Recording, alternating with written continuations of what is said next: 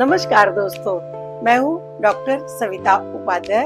अपने चैनल आयुर्वेदा ज्ञान में आप सबका स्वागत करती हूँ। आज हम बात करेंगे आयुर्वेद के एक बहुत ही महत्वपूर्ण और जरूरी नियम के बारे में, जो कि आप लोगों को पता नहीं है। हमें दिनचर्या तो मालूम है, पर ऋतुचर्या नहीं मालूम होती है।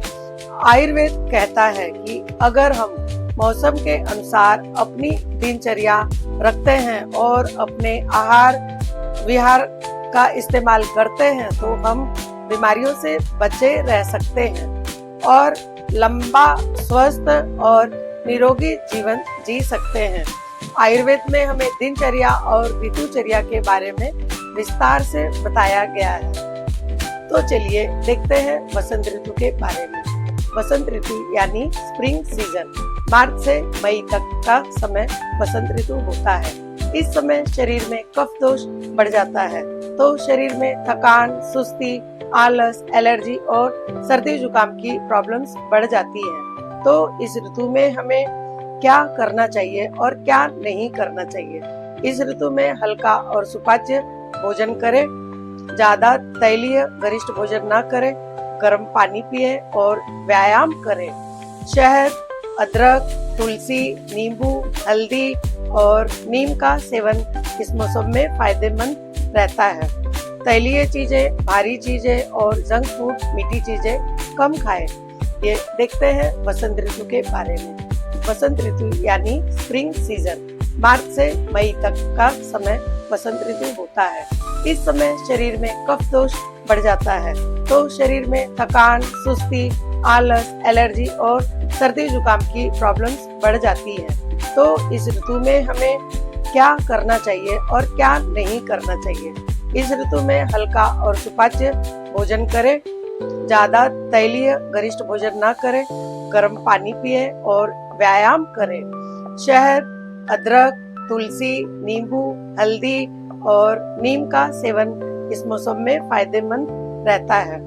तैलीय चीजें, भारी चीजें और जंक फूड, मीठी चीजें कम खाएं। दूसरी है ग्रीष्म ऋतु। ग्रीष्म ऋतु यानी समर सीजन, मई से जुलाई तक समर सीजन होती है।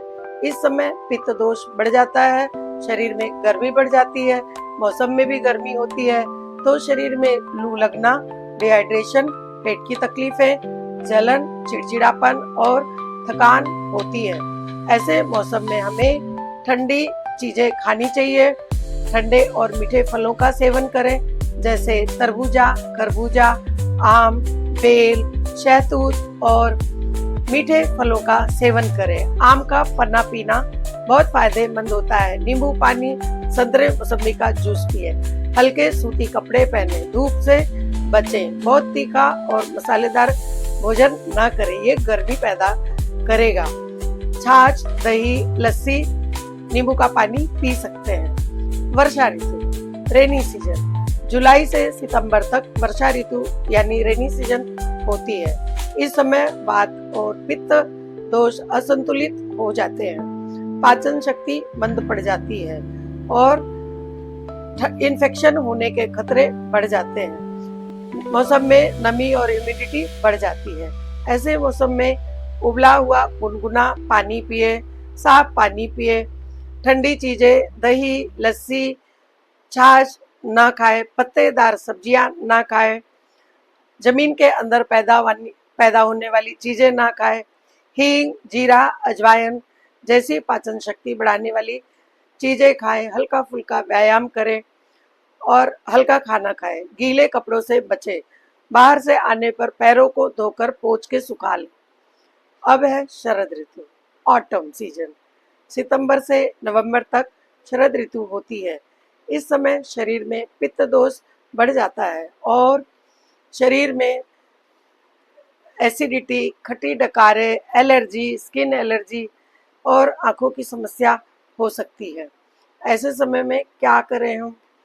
तो आयुर्वेद कहता है ऐसे समय में ठंडे, मीठे और कड़वे रस वाले भोजन करें, जैसे नारियल पानी, आंवला, नीम, तुलसी, गिलोय आदि का सेवन करें। ज़्यादा मसालेदार और तैलीय चीज़ों से बचें। तो इस मौसम में सूर्य भेदी प्राणायाम ना करें, चंद्र भेदी प्राणायाम, ध्यान, मेडिटेशन और शरीर को शीतलता देने वाले आहार विहार करें। हेमंत ऋतु प्री विंटर सीजन नवंबर से लेकर जनवरी तक रहता है। इस समय वात दोष कंट्रोल में नहीं रहता है और पाचन शक्ति सबसे अच्छी रहती है और वात दोष कंट्रोल में होता है। शरीर को ताकतवर बनाने का बहुत अच्छा समय है ये। ऐसे मौसम में हम क्या करें? ऐसे मौसम में घी, दूध, सूखे मेवे और पोषक आहार लें। गाजर का हलवा, दूध, रबड़ी, जलेबी खाएं। व्यायाम करें, सूर्य नमस्कार करें, तिल के तेल की शरीर पे मालिश करें। ठंड से अपना बचाव करें, गर्म कपड़े पहनकर ही हवा में जाएं। अब आती है शिशिर ऋतु, विंटर सीजन। जनवरी से लेकर मार्च तक विंटर सीजन होती है। इसी ऋतु में भी पाचन शक्ति बहुत अच्छी होती है, तेज होती है। ऐसे समय में हम खूब अच्छे अच्छे खाने खा सकते हैं, लेकिन सर्दी के कारण वात दोष बढ़ा रहता है, तो ठंडी चीज़ों से बचाव करें।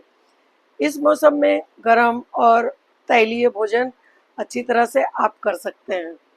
अदरक, दालचीनी, हल्दी और तुलसी का काढ़ा बनाकर पिए।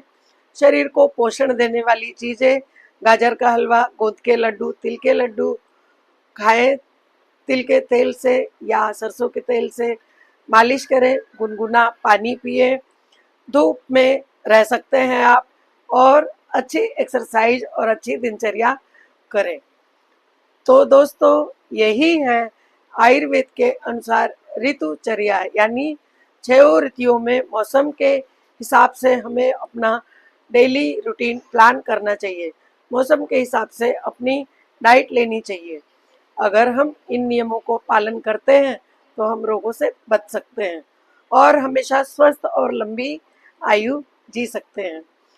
आपको मेरा ये वीडियो अच्छा लगा हो तो आप लोग ज़रूर पालन कीजिए और अपने दोस्तों में शेयर कीजिए। मेरे चैनल को लाइक और सब्सक्राइब कीजिए, बेल आइकन ज़रूर दबाइए। आप मेरा वीडियो कहाँ से देख रहे हैं, आप प्लीज़ मुझे कमेंट करके बताइए। आप किसी बीमारी के बारे में पूछना चाहते हैं तो आप मुझसे पूछ सकते हैं। तब तक के लिए स्वस्थ रहिए, मस्त रहिए। धन्यवाद।